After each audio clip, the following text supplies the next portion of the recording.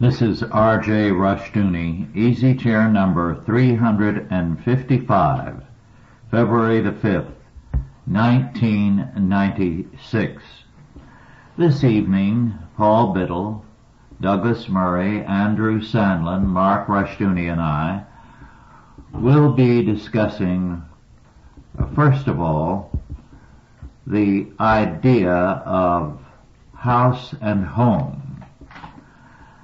Some years ago, a very interesting woman who had been a realtor for some years and then worked in the loan department of a bank told me that rather contradictory ideas went into people's notions of housing. She said that if a person got 65 to 75% of what they wanted in a house, they were doing remarkably well. That no one got 100%. Indeed, not even came close to it. The reason, she said, was that people had contradictory ideas about what they wanted. For example, women wanted a kitchen that had lots of space and very few steps necessary. I recall knowing some years ago a woman who was determined to have the ideal kitchen. What she designed in a very large and expensive house in a very wealthy area was a kitchen that was perhaps half the size of most people's homes. It had everything in it, and it took endless steps to get around it, which she did not like. Of course, she didn't take too many steps in it because her cooking was very, very limited, and you were lucky if you were eating there to get spaghetti at the most, the simplest things. But the point I'm making, and I digressed, was that she got what she wanted in size and was very unhappy because she had to run back and forth across a very sizable kitchen to get this and that. Our ideas about what we want are contradictory. Then, too, our ideas are contradictory because with most people, housing involves also a personal statement about what they are and how important they see themselves. So they want a house that reflects their ideas about their social status and gives them a bit of extra dignity. In fact, this has gone so far that many houses are more designed to make an impression than to be lived in. Years ago, I knew this family, two girls, both very intelligent, very active, a very fine man, a husband.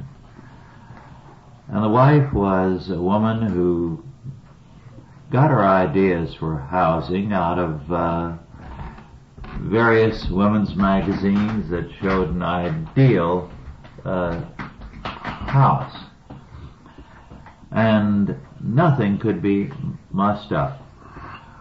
When the husband came home and picked up the paper to read it, she was hovering around him to pick up any part of the paper that he would drop on the floor or put on a coffee table, because she didn't want any muss in the room.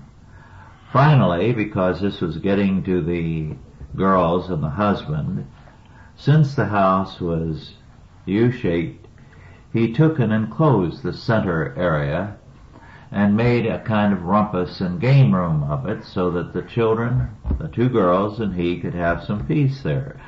But lo and behold, she moved out there, had everything proper, and they didn't dare get anything out of line. Well, homes have become statements of how we view ourselves. They are often more influenced by magazines and showrooms and windows of furniture stores than anything else. Part of the idea of a home comes from the fact that for generations you had a great gap.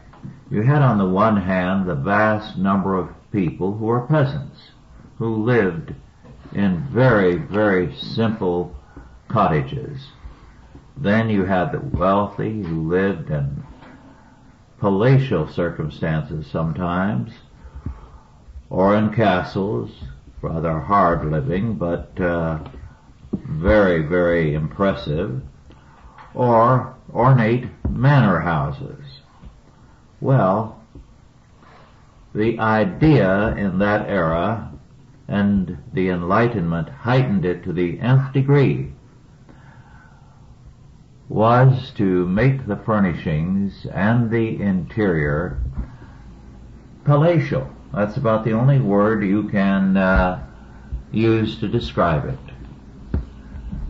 If you look at the kind of chairs that, say, Louis XIV had, you can understand why the custom arose of a man helping a woman with her chair at the dinner table.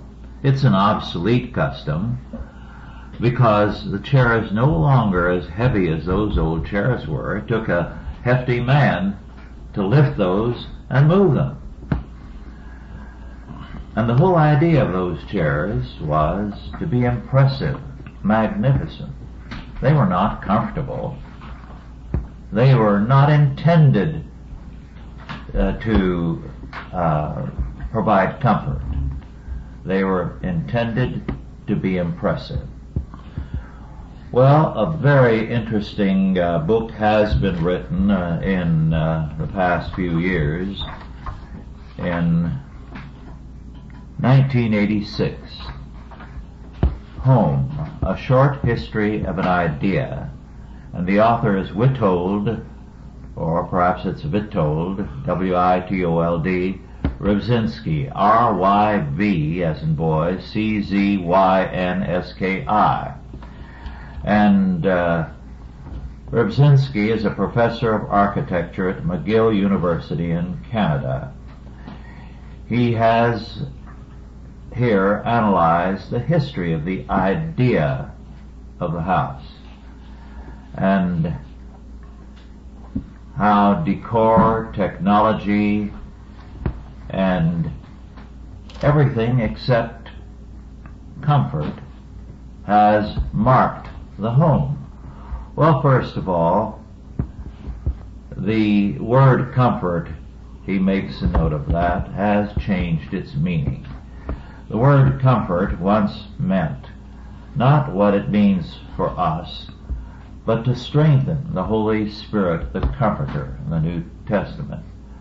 And that can be translated into more modern English as the strengthener. But using comfort in the modern sense, which is less than 2 centuries old, the modern house is not designed for comfort. It has,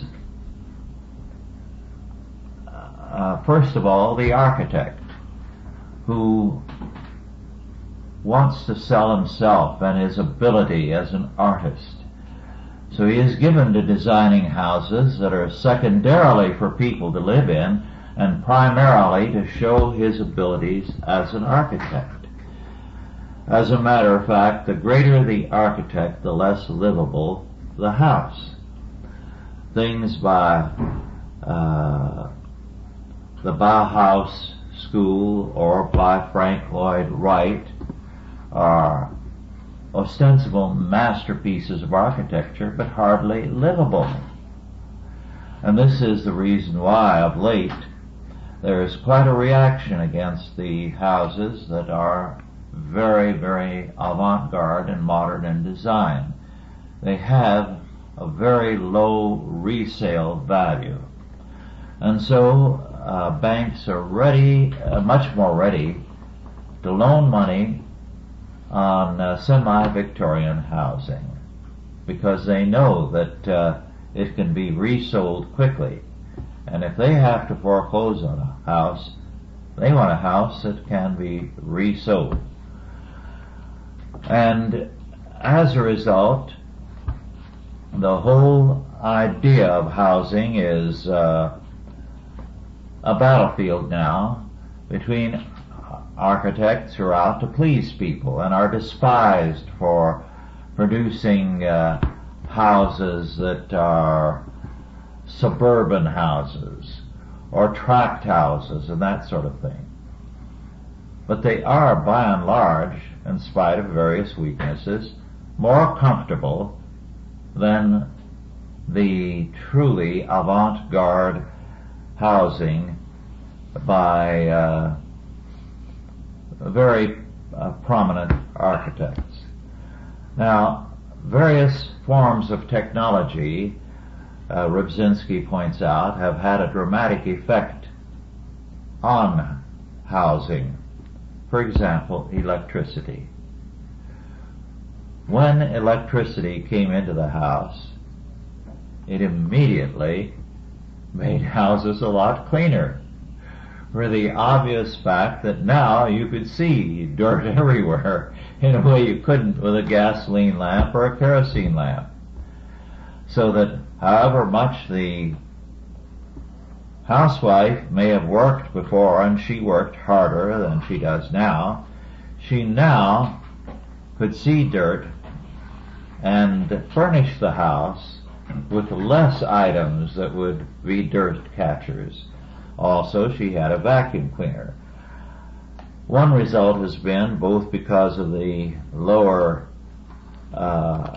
birth rate and the higher visibility of everything in a room because of electricity, houses are dramatically cleaner than they've ever been before, although with less work. It was true a little more than a century or so ago, as Rybczynski points out, that about 70%, I believe, of all working women were working in houses as servants, and they were needed because there was so much work, to cleaning house, to cooking before electricity, to washing clothes, and so on. It was very difficult for a woman to handle it alone. The improvements in housing, as Rybczynski points out, came from the middle class. The middle class was interested in what we now call comfort, in convenience, in practicality. And the upper class, with lots of servants, despised this. Rybczynski states somewhere, I believe, how many hundreds of chamber pots there were in Versailles. And they were in continual use because there were hundreds upon hundreds of people at all times in Versailles. So think of the enormous staff they had just handling the chamber pots in Versailles. Well, the wealthy, that is, the nobility and the royalty, had the money to have servants do these things. So for quite some time there was a resistance to all these middle class improvements that came in. And I think it's very, very interesting that they despised the innovations as they started to come in as bourgeois. He says, and I quote, "Gas was an urban technology, and since most people who used gas were middle class, it could be described as the first specifically bourgeois technology. This caused a curious situation, at least in England. Modern conveniences such as gaslight or bathrooms came to be seen by upper-class house owners as vulgar, and the comfort associated with these mechanical devices as nouveau riche. In this context, one comes across derogatory references to luxury. In America, there was no such opposition, and photographs of interiors show gasoliers in the palatial drawing rooms of the wealthy, as well as in the modest parlors and kitchens of the middle class, unquote. So, the history of housing is a very, very interesting one, and the battle that he calls attention to there with regard to the hostility of the rich in England to bathrooms and modern plumbing as middle class, bourgeois, in a sense continues with our avant-garde architects. They are trained in Europe. They reflect a European architectural tradition, and as a result, they tend to look down on comfort in the home. Well, that is what Rybczynski has to say about housing and home, and I'd like to give you a chance now. I've talked a bit longer than usual. Would you like to lead off, Paul? Well, I'm trying to draw some sort of insight to the way people's homes have evolved here in the United States, and I think of things that came early on, such as the Carter Grove and Governor's Mansion in Williamsburg, which were really beautifully architected. And you think that at that time, many people who were working class people had dirt floors, did not have any type of central heat or plumbing, definitely not electricity. And what has happened to the two different ways of life? The way of life in the Carter Grove and the Governor's Mansion at Williamsburg have come and gone, but the life of the working people in the United States has improved through the centuries.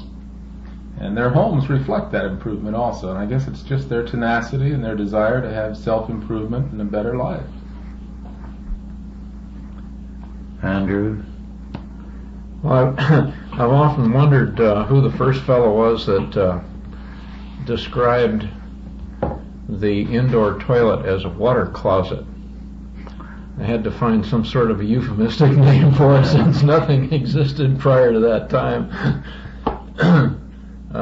It sounds like something that was translated perhaps from description, a literal description in some other language, but it would be interesting to trace the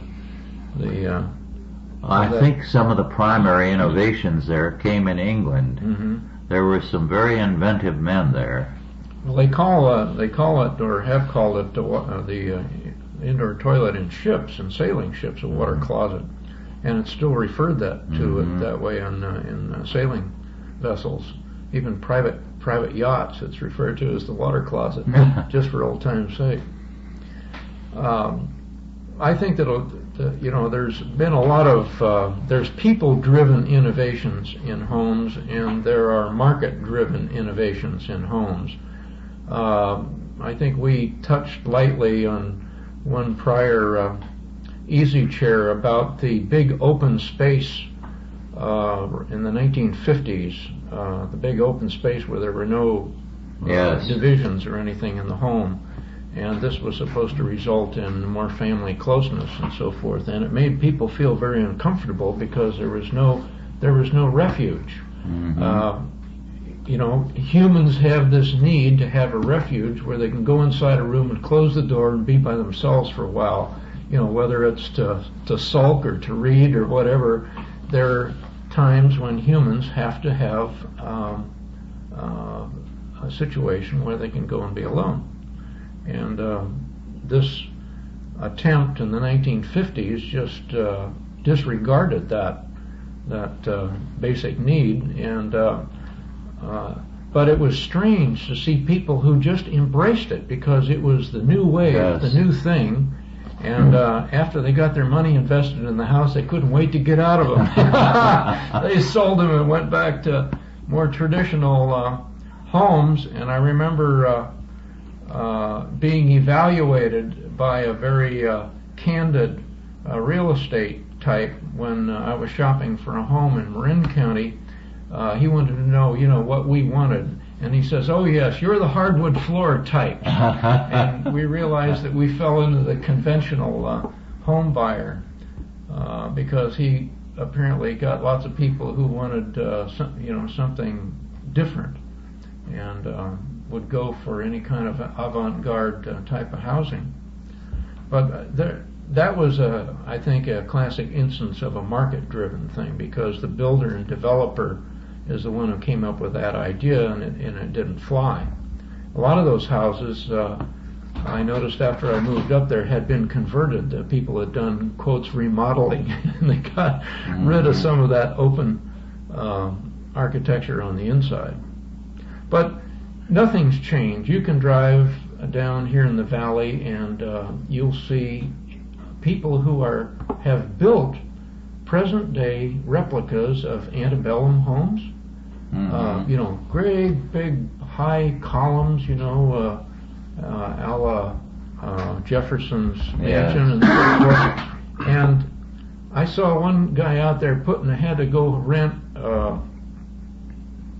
scaffolding, because he finally realized that the only way he was going to get up there and paint this thing was he had to go rent this expensive scaffolding so he could get up there safely to paint this building. And it probably occurred to him that he made a mistake. But it's too late. He's already got his money invested in it. But it's fun to watch, because you can see, people who get misled, for want of a better term, into these avant-garde or market-driven attempts to influence people as to what kind of a home they should live in. Then once they get in there, they find they're very uncomfortable and they want something else. But I guess that's what makes the real estate market. Andrew? I was just thinking, I was in an octagonal avant-garde home in Ohio a few years ago, in which the toilet was sitting right out in the middle of the room.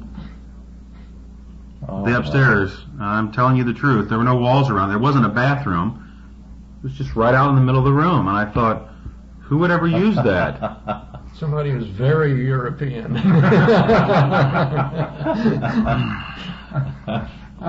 was amazing. I have noticed that the architecture, even in subdivisions and housing tracts, is becoming a little bit more traditional. I think they're beginning to realize that housing is so easily dated. You can just tell whether something was built in the 50s or the 60s. And a lot of government buildings are that way. They're hopelessly dated, and there's no possible way that you could give them a facelift to make them other than an ugly box. And people don't like something that's dated, and they're turning the country look. I don't know what it's really even called anymore, but is extremely popular now.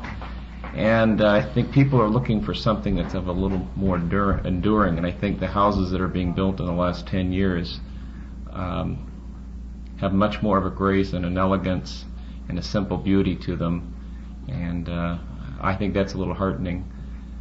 But you were talking about how the things that were disliked by the rich because the common man could have them, like indoor plumbing and such. Well, I remember reading how a lot of intellectuals were contemptuous of anything enjoyed by the masses. They were contemptuous of the fact that the masses could read, so they intentionally made themselves hard to understand and not make sense to the common man, because they didn't want the common man to be able to enjoy what they wrote. And they had contempt for things that were now available to common man, such as canned food. We talked about that book, didn't we? Intellectuals Yes. and the Masses, Carey's book, I believe. And it was a real attempt to separate themselves from anything that the masses were now enjoying, because they found that contemptuous that the masses could enjoy things, and therefore they intentionally tried to separate themselves from it. So that was interesting that you made that comment about the rich in Europe. I think we need to remember there's no architectural neutrality, just like there's no neutrality anywhere else, and that certain architectural designs are the result of specific presuppositions and specific faiths. Douglas, you mentioned the open space houses. Not long after the war, I visited someone who had a great deal of money and was close to some of the avant-garde thinking. And he had a house built which incorporated all the most recent ideas in housing. It was a house with only one set of interior walls, that for the bathrooms. The bedrooms, the living room, the dining room, the kitchen, all had walls that with the tip of your finger you could put into a wall and it would close off, and you had a vast area where you could party, and the whole thing was amazing. It was a remarkable bit of engineering, but I left there feeling a little bit strange. I would not like to be a guest in that house and have somebody punch the bedroom button by mistake and suddenly leave one exposed. I do know that evening the children were exposed in one of the bedrooms. Somebody hit the wrong thing. So this type of housing has come and gone repeatedly. There have been schools of architecture promoting this sort of thing, and the sad fact is that although the United States has been more resistant to this type of idea, of late our women's magazines have been more ready to play games with their readers in terms of avant-garde housing ideas. And that's a sad fact, because these magazines have a powerful influence on their readers, and they are promoting ideas that are anti-family, basically, and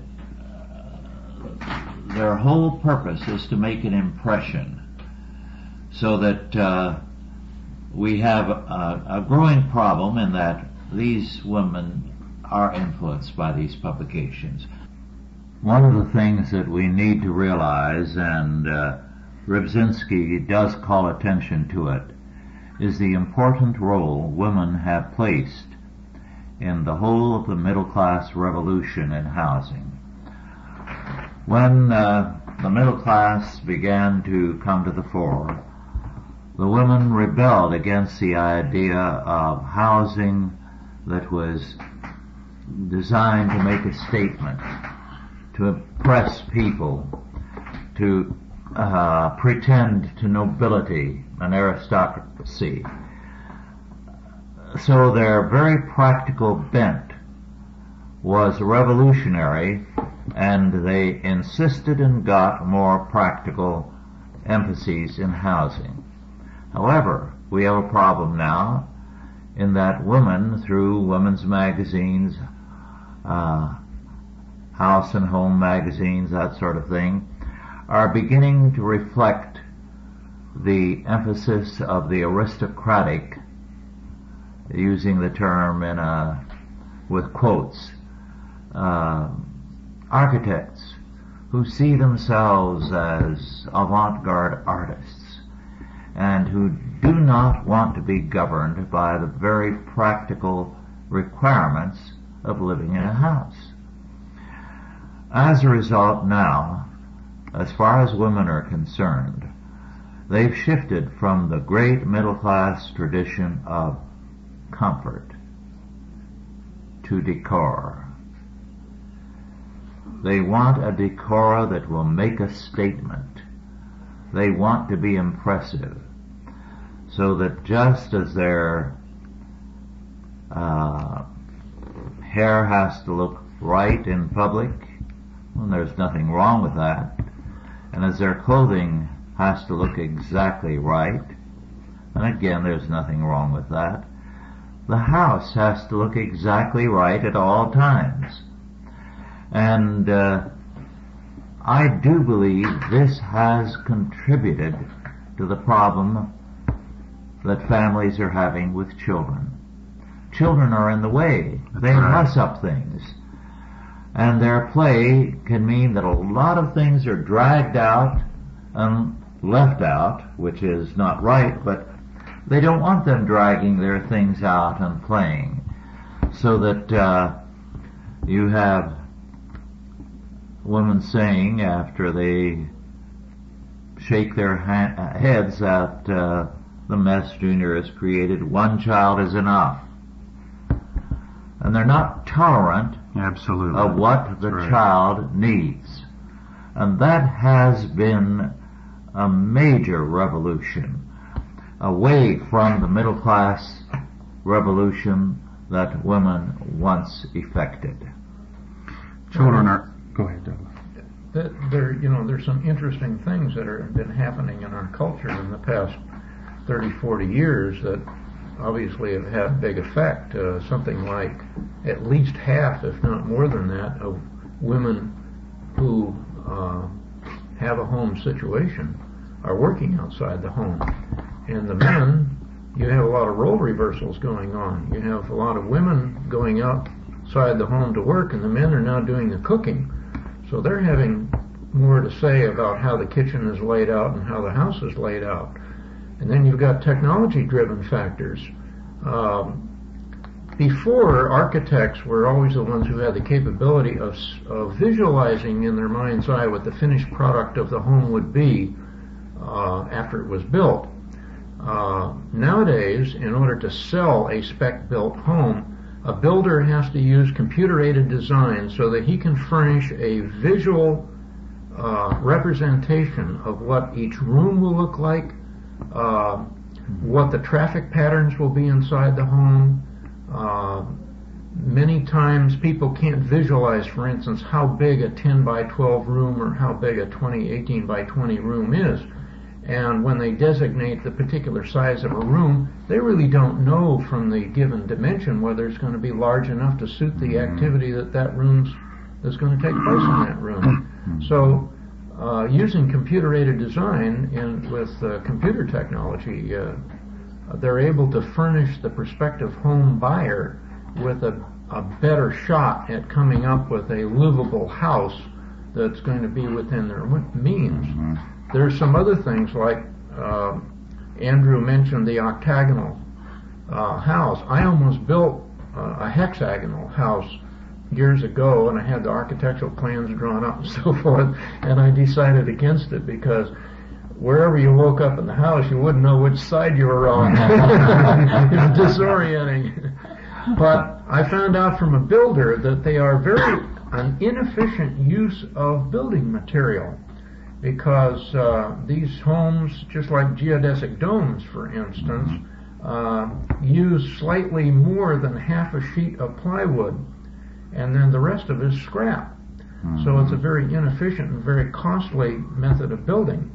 So a lot of times people, when they cost out an unusually shaped house, they find out that it's many times more expensive for a given amount of floor space than if they went with a conventional rectangular or even a multi structure type of a home with breezeways and that sort of thing. If they want separation between, for instance, a lot of times people will build homes where the children's quarters are separate from the main house, connected by a breezeway, so that they're isolating their children, so that they figure, well, they can make all the mess they want over there as long as we keep the main part of the house clear. Well, of course, this divides the family up. You don't have I don't think that you have the closeness that is desirable in a family. Children are an inconvenience to the avant-garde, of course. I always enjoy going in homes where I see a little coat on the floor here and a little toy on the floor there. You know, it's a home where children are there and playing. You know, I wanted to point out, too, that some of what we're talking about reflects this obsession with appearance in our modern culture, Yes. with the resultant and accompanying de-emphasis on substance. For many people, the important thing is how something looks, how aesthetically pleasing it is. And of course, it's not wrong for something to be aesthetically pleasing, but there's such an emphasis on that. This is even true in literature, in books and magazines. There's so much obsession today with an absolutely beautiful, aesthetically pleasing appearance. But as far as the content, it's not important. Appearance sells. Today, appearance rather than substance sells. So I think that's a factor that we don't want to forget. It's very unfortunate. It's seen in cosmetology, just such an emphasis today, of course, on cosmetics and beauty. The romantic youth culture, looking younger, getting rid of all the lines, you know. Let me ask a rhetorical question and kick it around. Who is it that we're trying to please? Yes. Well, one of the things we've seen in recent years, and there are two reasons really behind it, is that people who have lived in, or had lived for a few generations in a house, decide to move elsewhere and upward. They knew people up and down the block. The grandparents of these people knew each other. When I visited you, Andrew, the block parties were going on, and people had lived 3 and 4 generations in the same houses. Yes. Knew each other up and down the block, would come together every year for parties. And that's disappearing. Yes, that's right. Because people want to improve on their situation. And that's very, very bad. Now, you mentioned something, Douglas, and we have a good practical example of that right here in this house. Bob built this house, our Bob, who was doing the taping, and Bob designed it in terms of standard lengths of lumber, so that he didn't wind up with a huge pile of firewood because 2 feet or 4 feet were cut off of this or that piece of wood. The wood came out virtually right. And he saved, at the time, Bob told me it was a good $2,000. Now that's good money. It's 10 times that now. Since Yes. spotted owl, you would get sticker shock when you go down to buy a board today.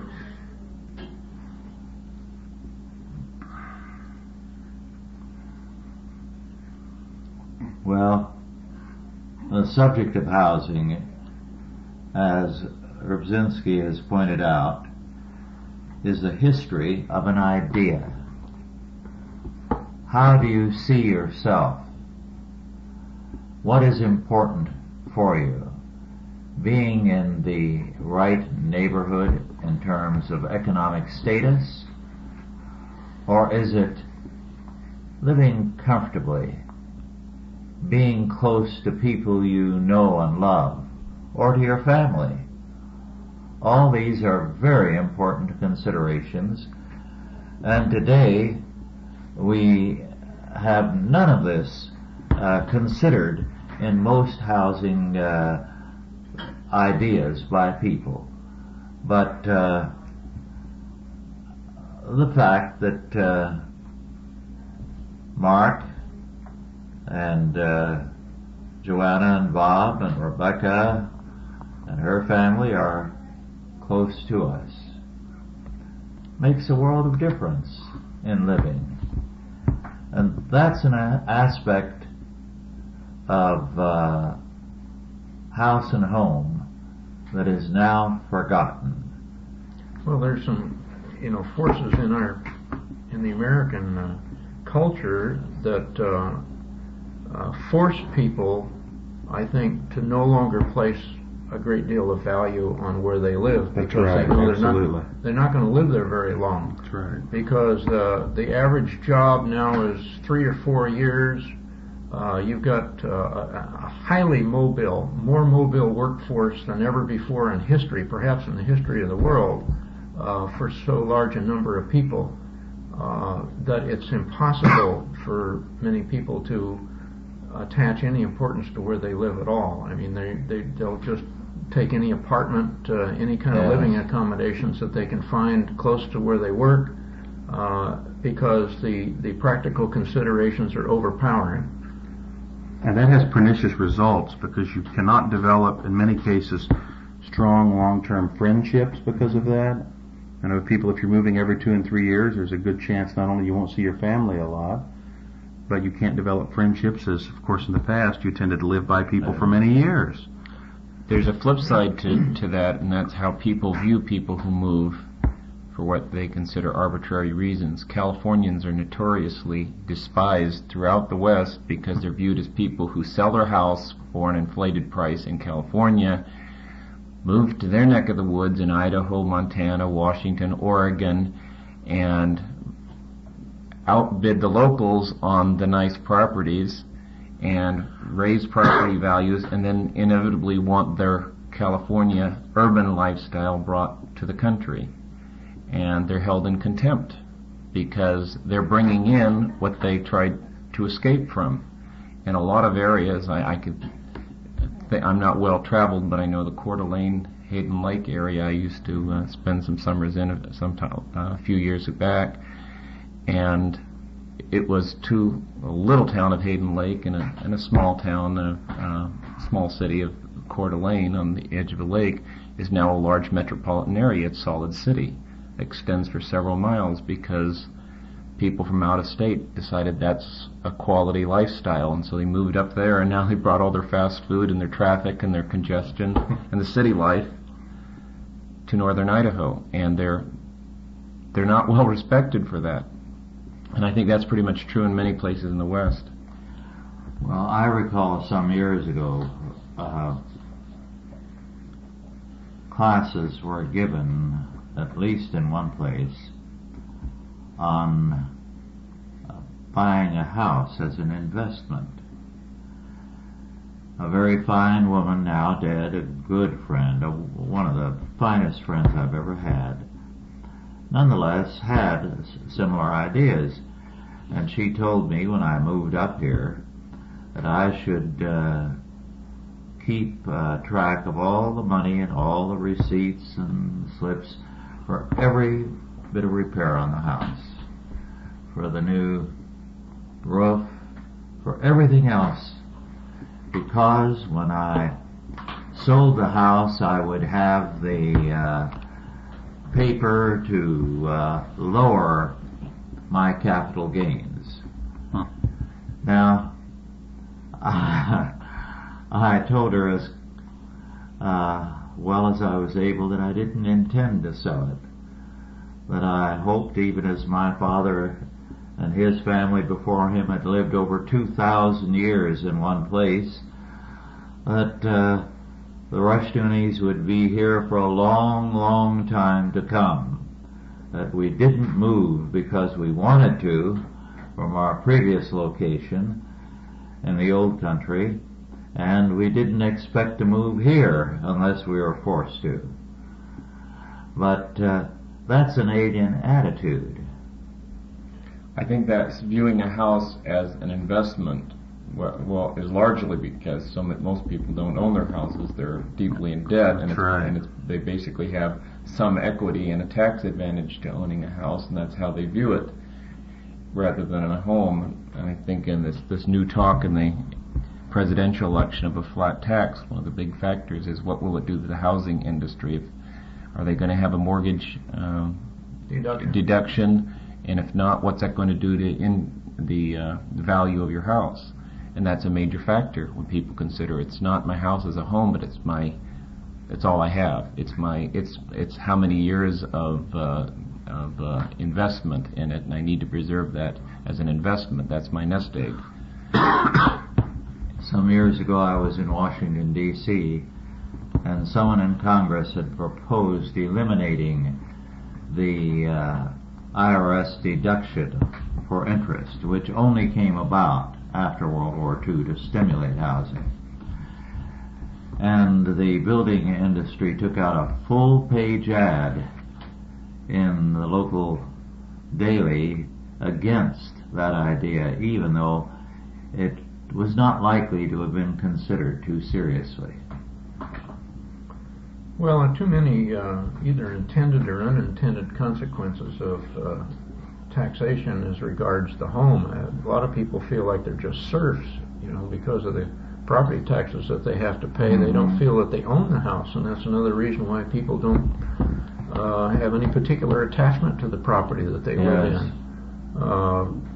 The loss of, what you were alluding to earlier, the loss of a sense of community, of staying in one place for a long period of time and having, at least a couple of generations clustered close by. In hard times, that's an unbeatable support system. Absolutely. And, there are ups and downs in everybody's life, and having a family around can get you through the rough spots. And government never looks at the consequences of their act. The property tax, all of these taxes that they levy on homeowners seem like a good idea at the time. They're always, a lot of times, they're, quotes, temporary emergency measures which stay on forever. Because once they get the money, they're like dope addicts. They can't do without it. Once they get the money and find something to spend it on, it's irreversible. And the consequences, they never look at the long-term consequences. Yet they will ask you, if you want to build a home, you have to produce an environmental impact report. What is the impact of your building a home in this particular location going to be on the environment? Yet when they pass these laws on taxation and so forth, the government is not required to issue an impact statement on what impact is this going to have on the family. Absolutely, that's right. So they're asking things of people that they're not willing to ask of themselves. Our civil government today practices eminent domain in so many ways. Property taxes are a prime example of eminent domain in this country. If you don't pay your taxes, you'll see what they do to your house. It's just that's the proof right there. Yes. It's ironic that when the First Continental Congress met, according to Dr. Dietz of Johns Hopkins, it sent a letter to Canada inviting them to join with them against the British. And they said the British are following a dangerous course of taxation and may end up taxing property. Yes. We didn't have to wait for the British to do it. We did it to ourselves. I was thinking, Rush, and you can help us on this. I've noticed in a lot of older homes in this country that the kitchens were a lot larger on the whole. The kitchens were a lot larger than they are today. I think you need to remember that back then a woman spent most of her day in the kitchen. She made much of her food from scratch, and that was, in some sense, her living quarters for the most of the day. Whereas today, with most women working outside the home, the architectural design has conformed to that sort of cultural pattern. Yes. While the tape was being turned over, Paul mentioned the kitchen and the house of the Amish and how it was designed. At one time, all the farm families had enormous kitchens. It was where the family lived. It was their normal living room, because that's where the heat was, and they were economical of the heat. So they lived there, they played there, it was remarkable how big some of those kitchens were.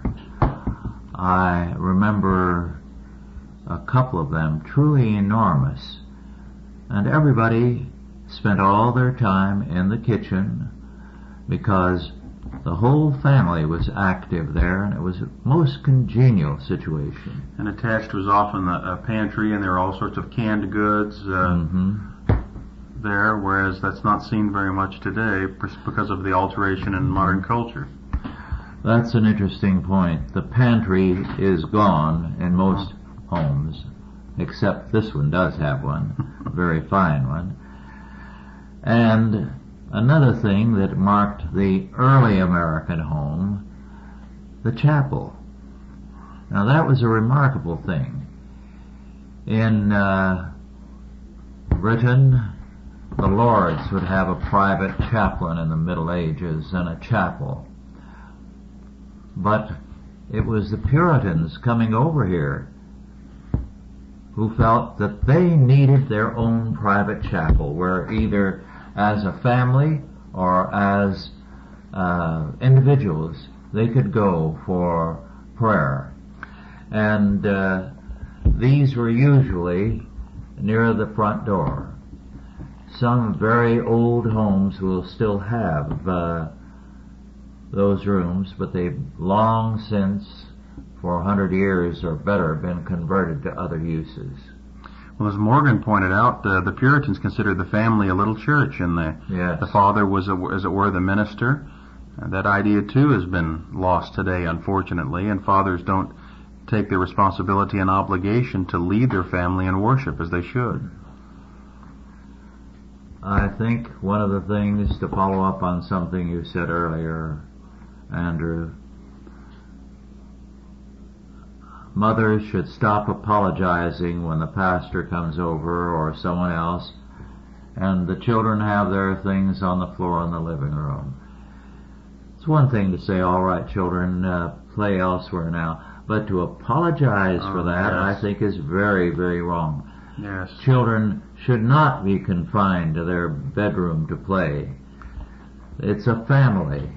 You know, we are in danger. We have this sort of antiseptic society, and Yes. cleanliness is good, but I think it's taken much too far. It's to be antiseptic where people are concerned. Absolutely. Get rid of them. That's exactly right. All they that hate me love death, and I Yes. think that's the problem in modern culture. Well, a lot of people in the 60s and 70s, parents couldn't understand why their kids didn't want to come home. It wasn't a nice place to be. They weren't welcome it there. wasn't. And they were Right. conditioned to that from the time they were babies. Yes.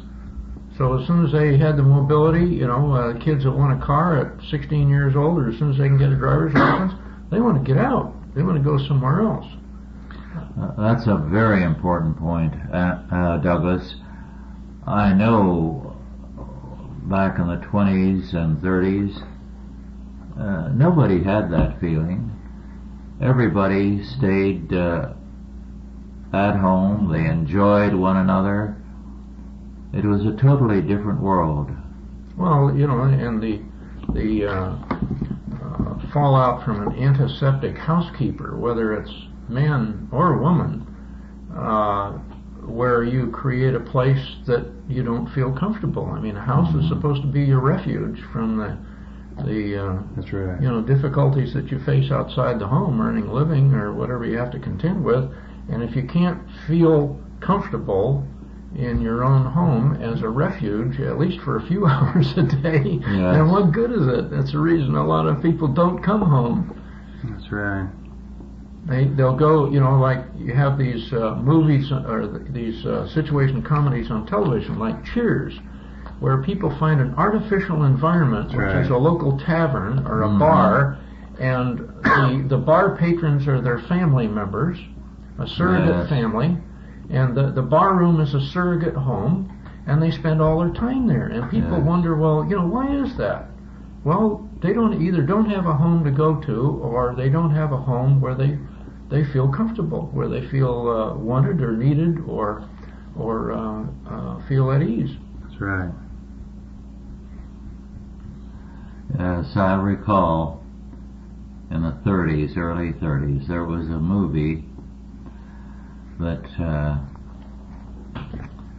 can't name the actor and actress. They were very good, excellent comedians. And the woman was a nag and made the place difficult to live in. And the man would periodically pick up his newspaper and head for the bathroom, and she'd knock on the door. "Are you having trouble again, dear?" Or he'd pick up his hat and go out the front door. And at the time, that was regarded as very funny. I remember how people roared over that film, and they thought it was rather exaggerated, but that there were no doubt people like that. And now, everybody's out of the home. That's right. Well, our time is about up. Thank you all for listening, and God bless you.